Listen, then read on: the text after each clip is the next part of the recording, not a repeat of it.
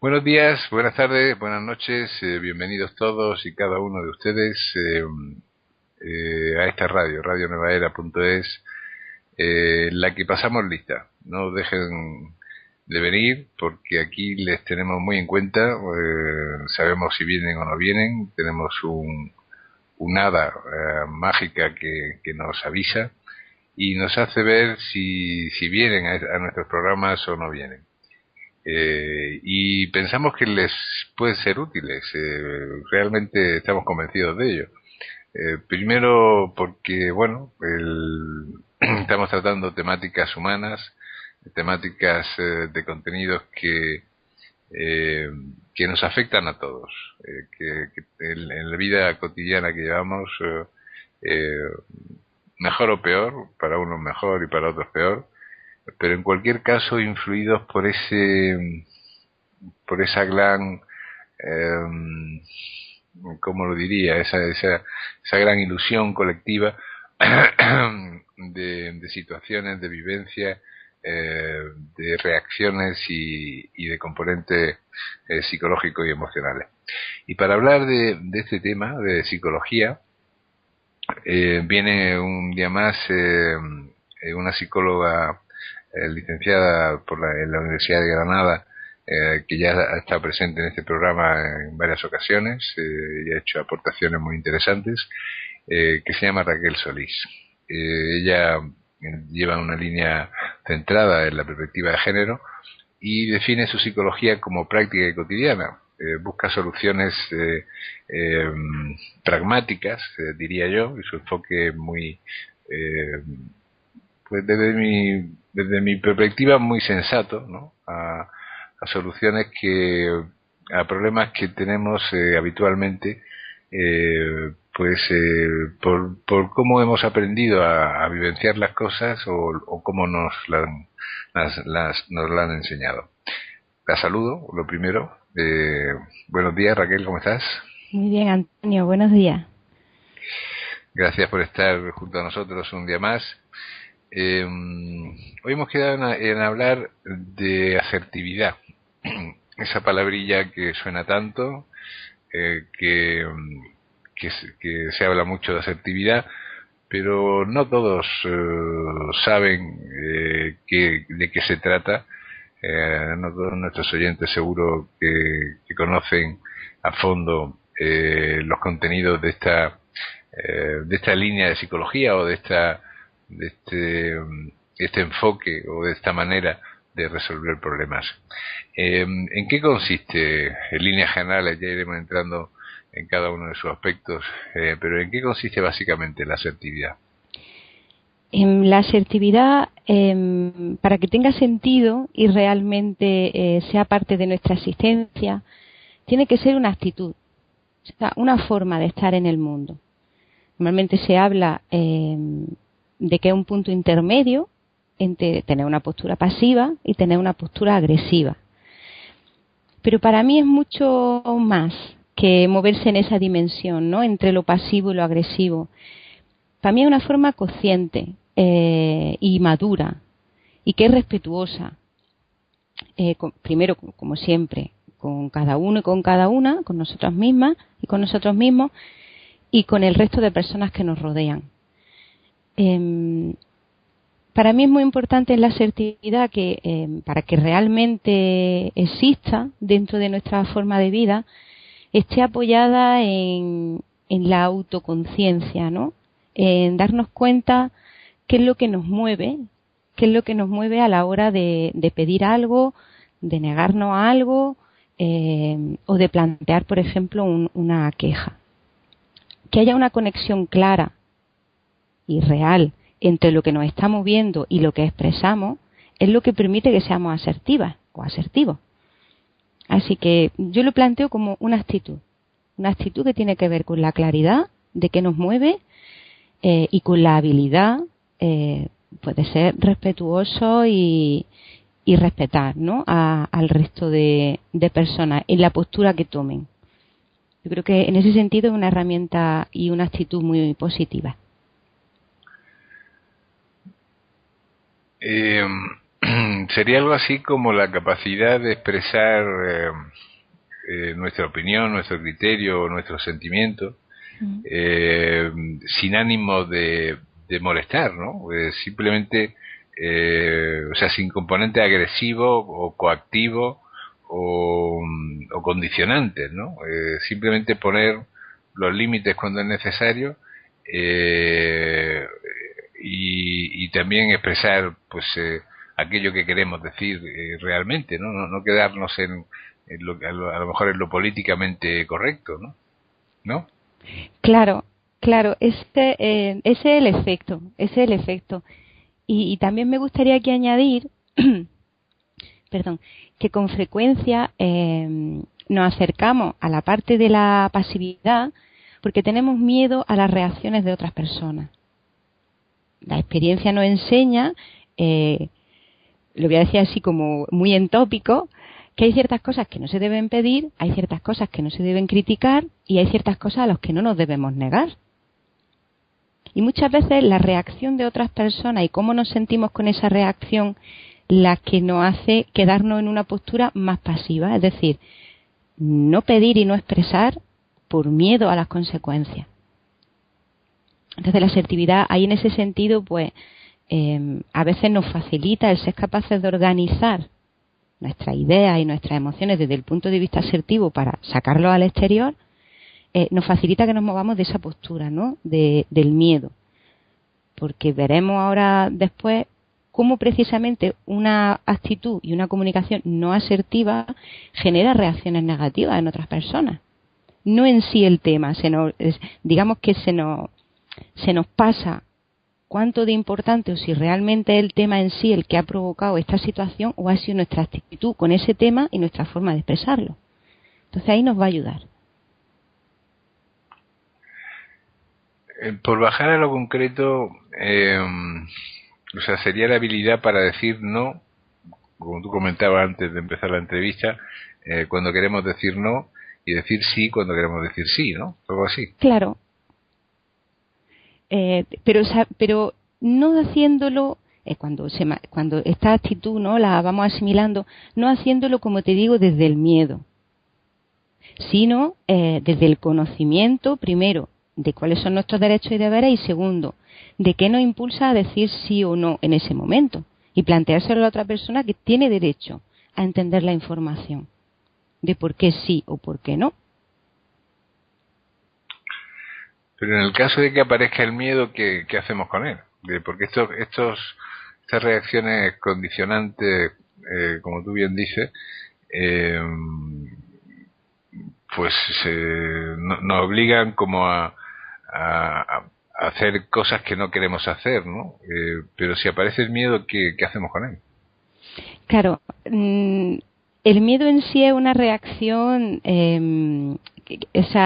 bueno, el miedo en realidad es una emoción y es una respuesta física también que genera diferentes reacciones. A veces la parálisis y a veces el ataque o la huida, ¿no? Depende un poco de lo que estemos percibiendo y cómo percibamos qué recursos tenemos, ¿no? Para afrontarlo. Cuando el miedo es paralizante, al igual que como cualquier otra emoción que nos impide hacer algo, es importante poder estar en una situación de seguridad.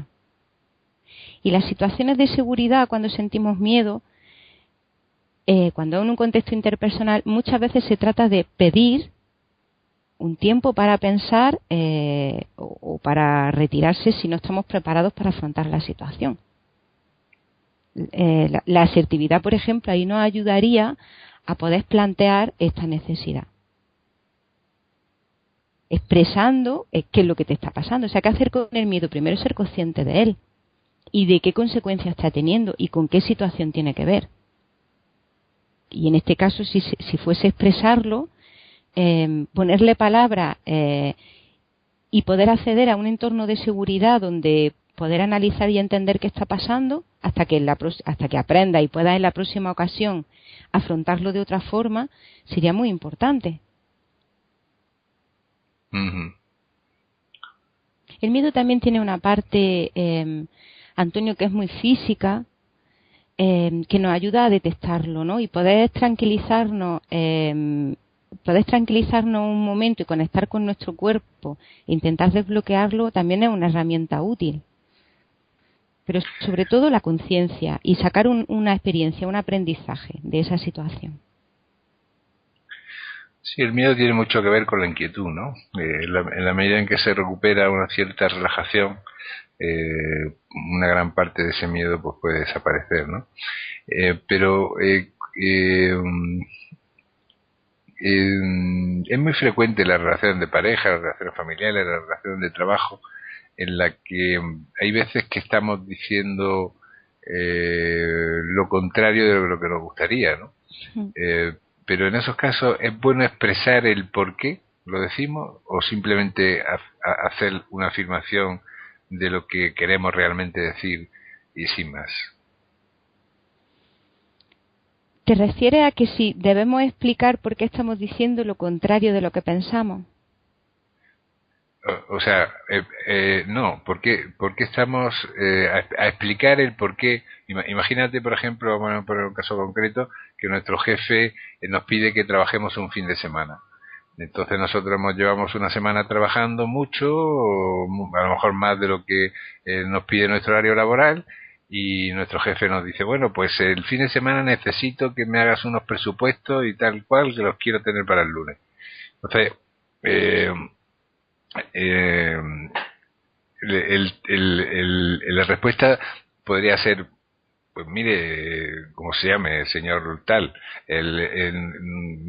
no puedo en este momento hacerlo porque soy desbordado, estoy muy cansado y no creo que sea mi competencia, dado que estoy cumpliendo mi horario laboral y los fines de semana son para descansar, ¿no? ¿Algo así o...? Bueno, esa es una expresión que sería necesaria. Es decir, estás negándote y estás exponiendo unas razones, pero también es importante en un contexto como este entender la razón. O sea, en el diálogo con esta persona es importante obtener información del tipo por qué es urgente para el lunes y si es o no mi responsabilidad hacer este trabajo. Y también, por otro lado, es importante intentar negociar. Está claro que hay una parte aquí donde sentimos que puede tener consecuencias negativas no hacerlo, pero en el caso de que realmente sea importante para nuestro puesto de trabajo, que es para el lunes, tendríamos que negociar qué va a pasar con estos presupuestos, si se puede colaborar con otra persona. Incluso a veces intentar posicionarnos desde el punto de vista de que necesitamos descansar. Lo que quiero decir es que hay que obtener toda la información. Realmente, si el presupuesto no es tan urgente o no es nuestra responsabilidad, ahí tenemos derecho a no hacerlo, a plantear otro plazo o a intentar llegar a una postura más intermedia. Claro, pero ahí surgiría el miedo, ¿no? Lo que estábamos hablando antes, ¿no? Porque ante las demandas de una autoridad, sobre todo si es una persona que nos está dando trabajo, no es que no está dando trabajo, ahí existe una relación laboral, ¿no? Y él está jerárquicamente por encima, él o ella, pues surge el miedo de quedar mal, de poner en peligro la situación laboral, todo esto, ¿no? Claro, normalmente ese miedo viene, tiene una parte real y tiene otra parte que tiene que ver con nuestra sensación de inseguridad en el trabajo. Realmente, en el caso concreto donde puedes ver si esta persona con la que estás trabajando, si esta exigencia que te está haciendo, pues, es una petición que tiene sentido, que es coherente, o realmente está dentro de una línea de mala organización o de no respetarte, o de un poco despotismo, ¿no?, que pueda tener esa persona. Entonces ahí sí que hace falta una postura asertiva. Pero ten en cuenta que claro, también esto si lo planteamos fuera de contexto, normalmente la actitud asertiva ha estado todo el tiempo en tu puesto de trabajo y te ha hecho hacerte responsable de tus tareas y tener claros tus límites con esta persona. Si normalmente has tenido una actitud pasiva y de repente un día explota y dices, esto no me da la gana hacerlo, ya estoy harto de que me fastidie los fines de semana o de tener que hacer cosas que no quiero hacer, realmente es problemático. Porque estás siendo inconsistente, incongruente y una cosa que has permitido hasta ese momento de repente la quieres cortar. Entonces, para mí sería mucho más constructivo tener una postura intermedia, es decir, quizá en esta ocasión aceptar hacer el trabajo, pero asertivamente expresar el malestar y las consecuencias que te está generando. Y dejar la puerta abierta para hablarlo en otra ocasión, de que quieres saber cuáles son tus tareas y establecer un límite de horario. Quizá en esa primera atacada no, pero en la siguiente sí, ya habiéndolo hablado y habiendo establecido unos límites. ¿Y la agresividad o la emotividad de manifestar el enojo no deben estar presentes en la asertividad? Sí. Bueno, agresividad no. Una de las formas en las que se expresan las emociones es con el lenguaje no verbal. No tiene que ver con la postura que toma, el tono que utiliza, el volumen, qué gestos hace. Entonces, esa parte agresiva tenemos que saber controlarlo, pero sí que hay que expresarlo diciendo qué emoción tienes y qué te está generando. Pero intentar siempre tomarte unos momentos para calmarte y decir, bueno, esto realmente que me plantea no me gusta, a mí me gusta tener mis fines de semana, por ejemplo, y yo quiero que hagamos el trabajo de esta manera o de esta. Estoy molesto y estoy enfadado y esto no me gusta que me lo pidan así. Pero realmente el hecho de que tú hables desde ti está reduciendo el nivel de agresividad, porque si tú etiquetas a la otra persona y te pasas a su campo y etiquetas a la persona en sí, es que eres un tal o eres un cual, es que no tienes cuidado, es que no te importa a nadie. Ahí es cuando estás siendo agresivo, porque estás atacando a la persona. Diferente es mostrar tu emoción y señalar lo que está ocurriendo. Que me mandes trabajo para el fin de semana, no siendo mi jornada laboral, a mí me molesta y me ofende y me siento invadido o lo que sea. Pero y aunque seas enérgico, ¿no?, en tu expresión y utilices palabras que reflejan esa emoción y tengas una postura coherente, no significa que estés atacando a la otra persona. Pero claro que se tiene que expresar esa emoción. De hecho, tiene que haber una correspondencia entre lo que tú estás expresando que te genera y lo que hay en ti. Sino que crearía un poco de confusión. Pero ahí hace falta un ejercicio de control y de conciencia, ¿no?, de en qué estado estás entrando. De todas formas, cuando tienes una actitud asertiva y en numerosas ocasiones tú sabes cuáles son tus límites y los pones y los practicas, es mucho más difícil verse arrinconado o con estas sensaciones de injusticia o de rabia, ¿no?, muy fuertes. Porque realmente si tú tienes... A este extremo es al que te lleva la pasividad. O sea, moviéndote en un punto intermedio donde a pequeñas dosis tú siempre te mantengas con esa actitud, es mucho más fácil que lo puedas manejar y no entres en esos estados, ni en enfrentamientos que simplemente sirven para desfogar esa emoción. Y que a veces tienen consecuencias bastante negativas, ¿no? Porque claro, cuando se entra en explosiones emocionales, pues surge todo lo que has comentado antes, ¿no? Las culpabilizaciones, los ataques personales y todo esto, ¿no? Esto se da también en la pareja, ¿no? En las tareas domésticas, por ejemplo, que hace mucho más la mujer que el hombre, ¿no? O la sexualidad, ¿no? También está presente, ¿no? Claro.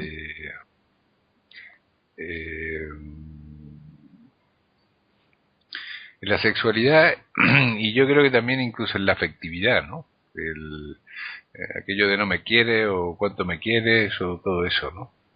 Claro. Claro, aquí, en todos los temas, hay una parte común que también lo comentábamos cuando el esquema general de la comunicación, ¿no? Cuando una comunicación es eficaz, que tiene que ver con los objetivos, con las causas y con los objetivos.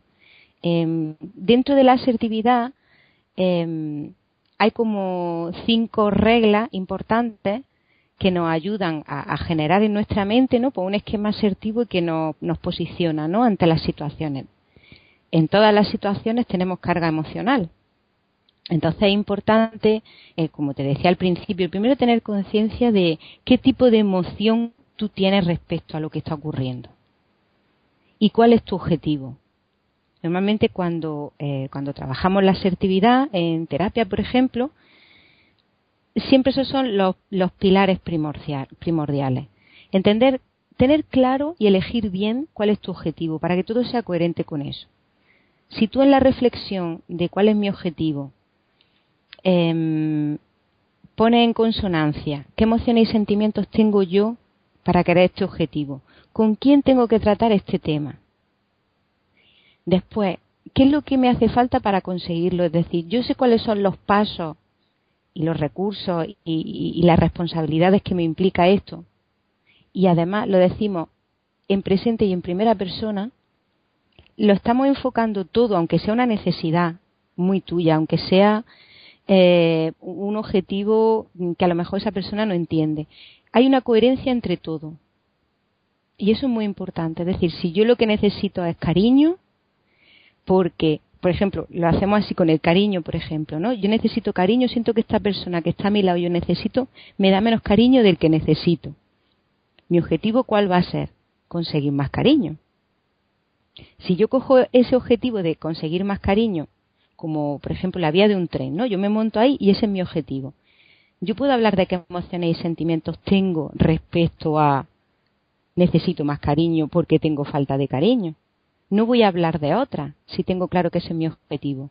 Y si elijo bien con quién, es decir, esta persona, y sé lo que hace falta, puedo desde mí presentarlo como yo ahora necesito más cariño. Y lo que quiero es esto. Esto sería una postura asertiva. Con un tema, por ejemplo, como las muestras de cariño. Hay mucho miedo a eso, ¿no? Hay como miedo a que los demás, bueno, la persona que está cerca de nosotros descubra esas necesidades, ¿no? Esas necesidades de afecto, de consideración, de respeto, lo Claro. que se suele hacer yo creo es reprobar cuando no aparecen, ¿no? Y entrar en un conflicto, ¿no? Claro, pero fíjate, cuando pensamos qué es lo que hace falta para conseguir cariño, hay una parte ahí, hay una reflexión y una colaboración con la otra persona muy importante. Una vez que entiendes que la necesidad es tuya, que es que tú necesitas más cariño, una de las cosas que hacen falta es poder saber si la otra persona percibe y entiende que tú necesitas cariño. Porque si en tu comportamiento hasta ahora has mostrado otra necesidad, realmente el simple hecho de poner sobre la mesa de pues, yo lo que necesito es cariño y pensamos en los pasos, ¿no? Y en los requisitos. Para mí, ¿qué es recibir cariño? Pues que hables más conmigo, que me toques más físicamente, que estés más rato conmigo, que me propongas cosas, ¿no? Tú buscas tus muestras, ¿no? En ese momento de reflexión de, bueno, ¿qué tendría que pasar para que yo sienta que tengo más cariño? Eso es lo que tú le vas a exponer a la otra persona. Todo esto lo estás exponiendo desde ti. Por eso es asertivo, porque tienes la actitud de pedir lo que necesitas, pero teniendo en cuenta a la otra persona. Una vez que tú le expones a la otra persona justo lo que necesita y además en momento presente, que eso es muy importante en la asertividad, en momento presente y en primera persona. Yo necesito esto, esto y esto. Claro, Sí, dime. no, que te iba a decir que también tenemos que tener en cuenta que la otra persona no esté disponible para ello, ¿no? O no quiera, ¿no? Eso es. Siempre estamos mostrando una necesidad y qué emociones tenemos. Desde este punto de vista es mucho más fácil, como le estamos dando las soluciones hechas, las que a nosotros nos gustaría, sí podemos o es necesario el paso de ¿tú qué necesitas? ¿Tú necesitas mantenerte donde estás o necesitas hacer esto conmigo o qué necesitas tú? Es importante pedirle a la otra persona también que nos exponga qué está necesitando, porque igual la otra persona, tus muestras de cariño le son excesivas, pues yo es que necesito más espacio del que me das. Y se abre otra línea de diálogo de qué está pasando ahora. Claro. Es que es muy importante cuando pedimos algo, en el momento que contemplamos a quien tenemos enfrente, vamos a tener que obtener información. Es como con el ejemplo del jefe. ¿Por qué esto es urgente? ¿O por qué estas cosas no pasan? ¿Hay alguna razón? Es que necesita información para entender siempre por qué están ocurriendo las cosas así. Pero me estaba acordando de una cosa, de un aspecto de la relación afectiva que estabas tratando antes, que es curioso, ¿no? Que no sé dónde lo vi, me parece que fue un sketch de un cómico, ¿no?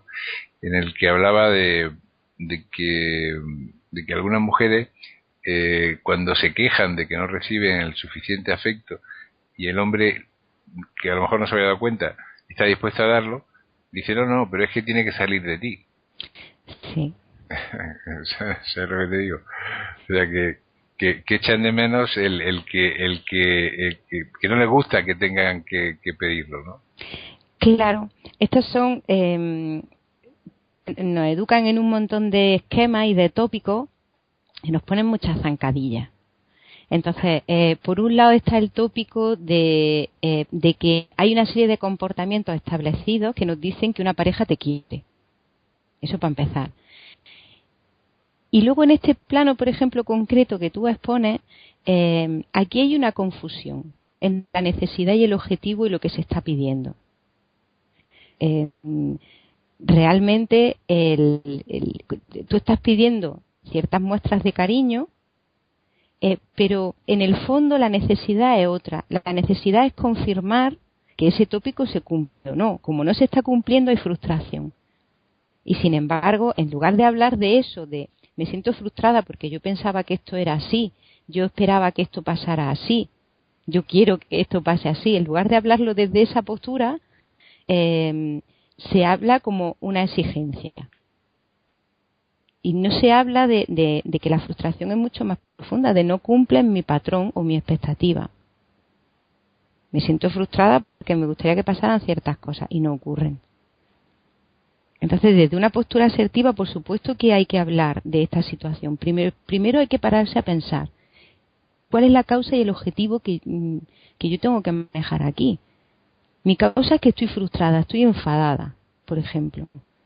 Pues empezar a explorar por ahí, ¿no? Estoy frustrada, estoy enfadada, ¿con quién? ¿Con esta persona? ¿Por qué? ¿Qué tendría que pasar para que esto dejara de suceder? Y, por ejemplo, en ese escalón nos podemos dar el primer tropezón. ¿Qué es lo que tiene que pasar? Que salga de él, que sea espontáneo. Para lo mejor empieza la conversación por ahí. Yo anhelo que tú seas más espontáneo en este tipo de cosas. Pero es que estás exponiendo una opinión. Por ejemplo, tenés claro si tu objetivo es exponer algo para entenderlo, si hace una pregunta, si hace una petición, si hace una negación, o incluso si es una crítica a un comportamiento. Tú puedes emitir una crítica a un comportamiento de tu pareja desde el punto de vista asertivo, pero sabiendo cuál es tu objetivo. Mi objetivo es señalárselo para expresarle que no me gusta y plantearle una solución. Bien, eso es una crítica constructiva, adelante. Pero si tienes clara qué emoción te genera esto, eres capaz de calmarte, de expresarla con palabras y de conectar todos los eslabones, al final se genera una conversación en la que se habla de esa situación que es importante. No se trata de tragarte la frustración, caer en la pasividad, ¿no? Se trata de exponerlo, pero eso desde el presente, desde la primera persona, teniendo en cuenta tu emoción y con un objetivo. Si lo expongo nada más que para desahogarme, pues para eso te vale darle patada a un saco de boxeo. Claro. Claro, si tú quieres conseguir algo, tienes que implicar a la persona, pero primero implicarte tú.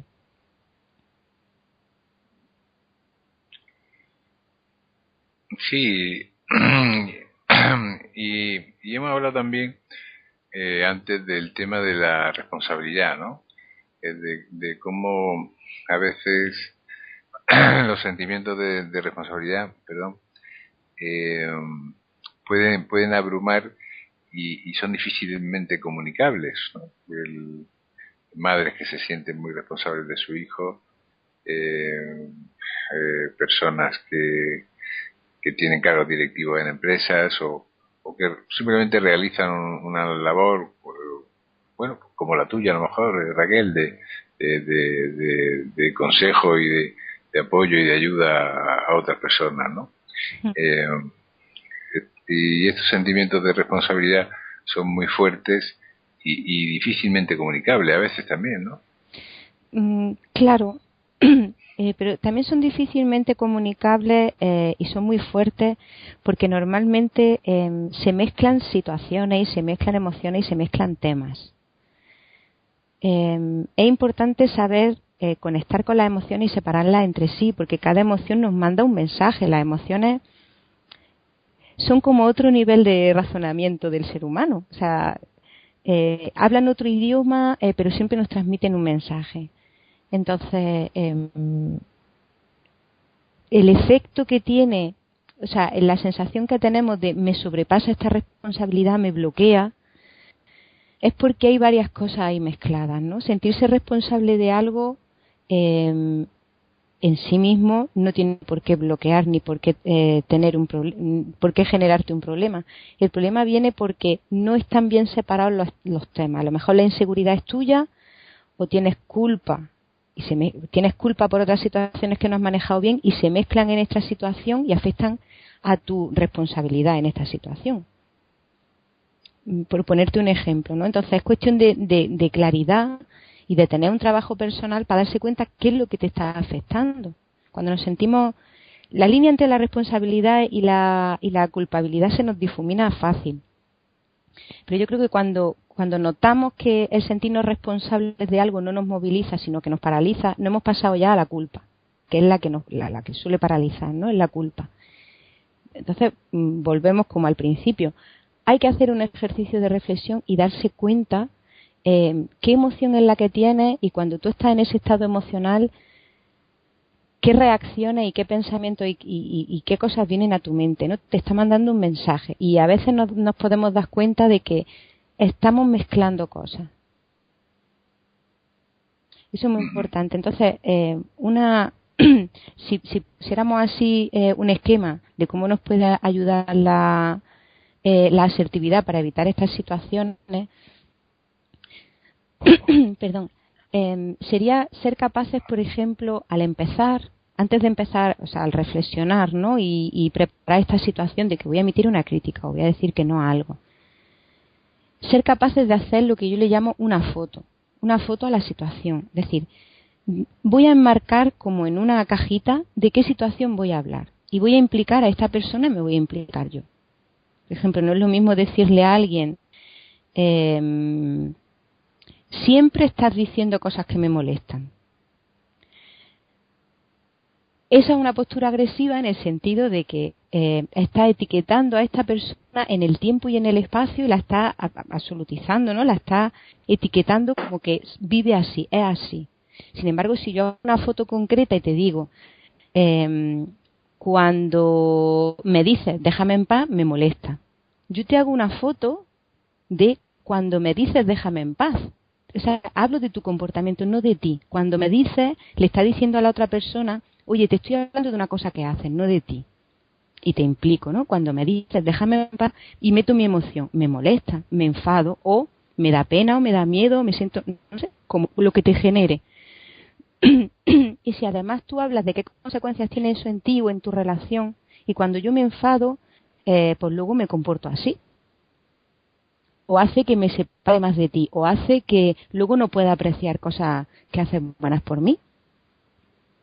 Entonces, es importante decir siempre las consecuencias y cómo queremos venderle ya la opción que necesitamos. Me gustaría que seas más preciso y me diga,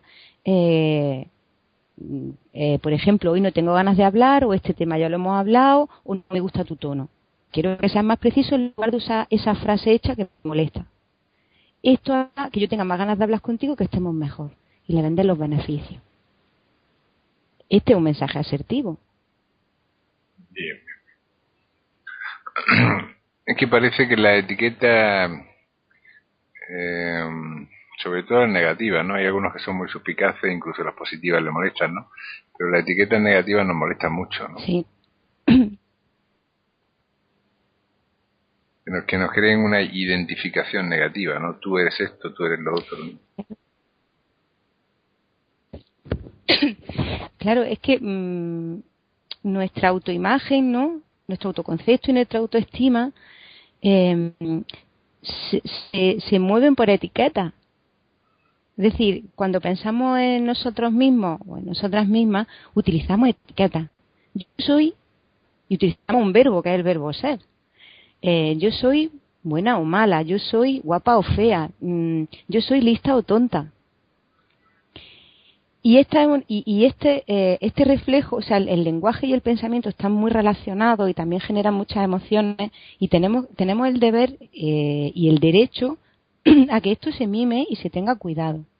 Cuando a una persona le etiqueta como persona, está generando pues, una respuesta de defensa o de huida, porque está atacando a su ser más íntimo. Diferente es cuando tú le señalas un comportamiento. Es lo que te decía al principio, de que una ventaja que tiene la asertividad es que permite que la otra persona no se sienta atacada. En ese sentido no es agresiva. No es agresiva la asertividad, pero no se queda en lo pasivo. O sea, yo te voy a exponer lo que ocurre, pero lo que ocurre, o sea, te lo voy a señalar, porque es que si no, nunca vamos a conseguir el objetivo. A una persona que tú le dices, eres tonta, no puede cambiar nada porque le está hablando de su ser. Diferente es que le señale un comportamiento.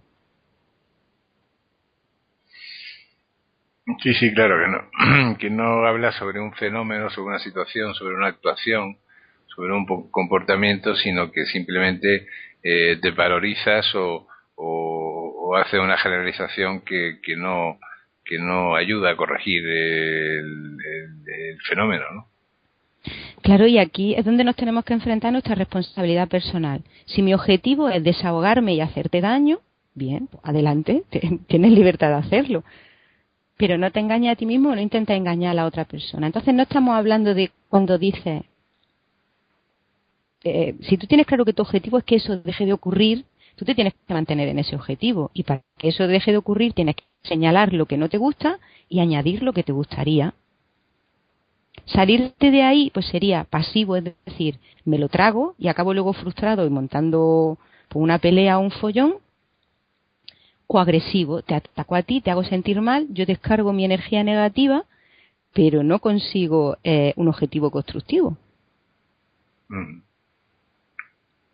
De la foto, los objetivos y los beneficios hay que meterlos. Como persona asertiva, este es un deber y un derecho, ¿no? O sea, ¿por qué es malo esto? Bueno, no malo. ¿Por qué no me gusta este comportamiento? ¿Por qué quiero que esto cambie? Es decir, tengo que hablar de las consecuencias. Y además, ¿qué beneficio va a traer el cambio? Si no, ¿qué razón va a tener la otra persona para cambiarlo? Si no le decimos que esto tiene beneficios y le hacemos cómplice y colaborador del cambio. Claro, efectivamente. Bueno, pues Raquel, hemos llegado al final del tiempo que tenemos disponible para este programa. Recordamos a nuestros oyentes que Raquel Solís tiene un gabinete de psicología que se llama Psicovega, que está en Granada. Pueden ver su web entrando en psicovega.com y pueden enviarle un email haciéndole cualquier pregunta que consideren oportuna o sugerencia de un tema que quiere que tratemos aquí, o en fin, o cualquier pensamiento, cualquier idea, cualquier apreciación. a contacto@psicovega.com. También pueden llamarla por teléfono al número 649-088273. Muchísimas gracias, Raquel, por esta entrevista que nos has concedido. A ti, Antonio, por dejarme participar en este programa. Y para ustedes, pues, como reflexión final, muy breve, porque el tiempo ya se nos ha ido, pues decirles que bueno, que la claridad muchas veces pues abre puertas y ventanas, ¿no? Y hace que las cosas dejen de estar turbias, y que más vale a veces, como dice el refrán, una vez colorado que un ciento amarillo. Un fuerte abrazo, soy Antonio Fernández Figueres.